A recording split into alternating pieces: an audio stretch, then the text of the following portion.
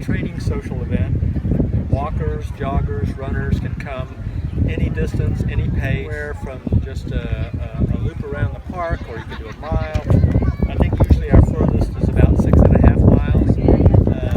And then when everybody gets done, you come back, we tell a story, we have some food, and we watch the fireworks over here at night. So it's actually a very nice time. I enjoy this Friday night's fireworks because after a long week, usually my Fridays I'm scheduled to do an easy run. It's not a hard one, and it gives me the opportunity to come relax at the beach.